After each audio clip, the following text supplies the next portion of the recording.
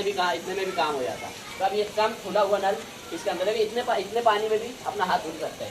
ये इस तरीके से ये 3 मरतबा, ये 1, ये 2, ये 3, ये हो गया, ये 3 मरतबा हो गया। इतना पानी काफ़ी है, इतना पानी।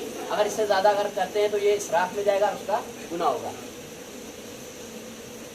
जब पानी मुंह में लेंगे तो पूरी जो दांतों की बारीक बारीक खिड़कियाँ हैं, तो यहाँ पर पहुँचाने के जो इस तरीके से करते हैं ना, तो पूरी अंदर तक मतलब वो पहुँचना चाहिए। और अगर रोज़ा नहीं है तो मुंह ऊपर करके पानी हलक तक यहाँ तक पहुँचाना, ताकि आखिरी हिस्से तक पानी पहुँच जाए। इस तरीके से क्यों।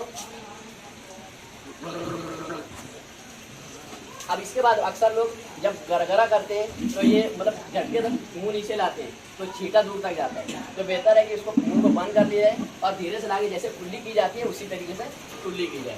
ये 3 मरतबा इस तरीके से करना है। बस इतना ही पानी लेना है। और उलमा इकराम बताते हैं कि अगर 3 मरतबा से ज़्यादा अगर अब हमको कन्फ्यूज़न है कि कोई हिस्से में पानी नहीं पहुँचा तो 4 मरतबे भी कर सकते हैं। लेकिन अगर ये मतलब कंफर्म हो गया कि पानी हर हिस्से तक पहुंच गया तो 4थी मरतबा करना ये भी इसराफ में जाएगा पानी के। ठीक है। उसके बाद अब नाक में पानी चढ़ाना है। तो ये अक्सर लोग इसमें सबसे ज़्यादा जो गलती करते हैं नाक में पानी चढ़ाने में। इस तरीके से पानी लेना है और नाक के पास लेके इस तरीके से हल्का सा खींचना है। ये पानी अंदर नाक तक ऊपर हड्डी तक पहुँचता है। उसके बाद ये सीधे हाथ से 3 मरतबा मतलब इस तरीके से करना है।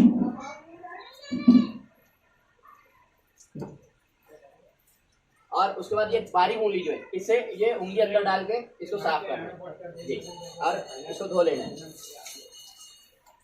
अब जब पानी लगने के बाद जब नाक मतलब छिड़कते हैं ना, तो अंदर तक की पूरी सफाई हो जाती है। ये मिसाल तौर पे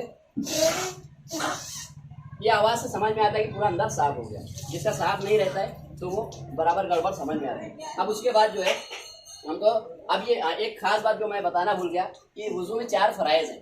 तो अब ये जो चीज़ थी अभी तक जो हमने की, ये सुन्नतें थी। ये हुज़ूर अकरम सल्लल्लाहु अलैहि वसल्लम ये वज़ू फरमाने से पहले ये चीज़ें मतलब एहतमाम के साथ किया करते थे। लेकिन जो फ़राइज़ है इसमें पहला फ़र्ज़ है चेहरा धोना।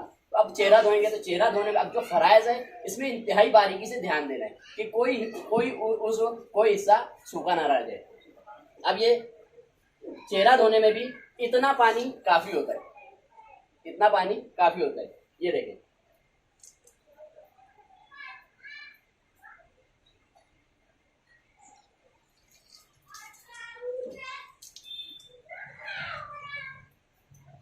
ये पूरा सर के बाल से लेके कान की दोनों लौ तक और ये दाढ़ी के नीचे तक का पूरा हिस्सा इतने में, ये देखो 3 चुल्लू में मेरा पूरा चेहरा धो गया।